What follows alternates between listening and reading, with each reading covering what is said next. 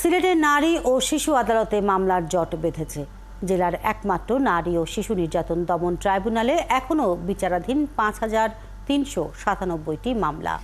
একটি মাত্র ট্রাইব্যুনালে এত মামলা বিচারাধীন থাকায় আসামিদের হাজিরা ও জামিন শুনানির তারিখ পড়ে ৫ থেকে ৬ মাস পরপর।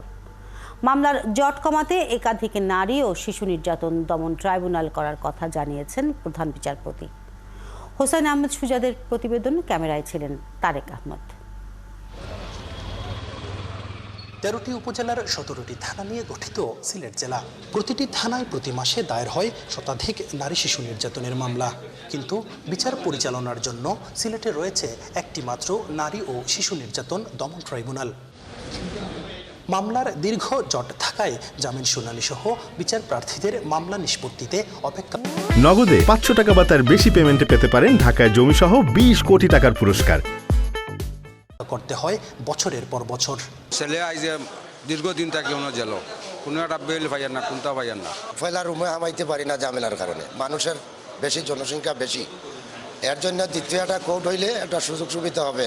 আইনজীবীরা বলছেন ট্রাইব্যুনালের সব মামলাই পরিচালনা করেন একজন বিচারক। এ কারণে মামলা নিষ্পত্তির সংখ্যা খুবই কম। আমরা প্রতিদিন সর্বোচ্চ ৮০ থেকে ১০০টা মামলা ৪০০ আমরা করতে পারি, তাও বেশি হয়ে যায়। যদি ন্যায় বিচার করতে হয় তাহলে ২০ থেকে ২৫টা আমরা করাই সবচেয়ে মানে মানুষের জন্য, ন্যায় বিচারের জন্য এটা কার্যকরী। একাধিক ট্রাইব্যুনাল না হলে বিচারপ্রার্থী জনগণ যেভাবে ভোগান্তিতে আছে, আদালতও সেই মাননীয় আদালতও সেভাবে ভোগান্তিতে আছে। ৩-৪ মাস পর পর ডেট পড়তেছে।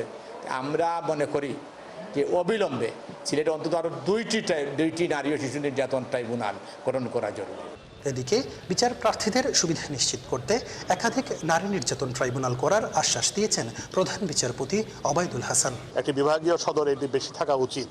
কোনো জায়গায় অনেক ছোট শহরে, ছোট জেলাতেও একাধিক ট্রাইব্যুনাল আছে।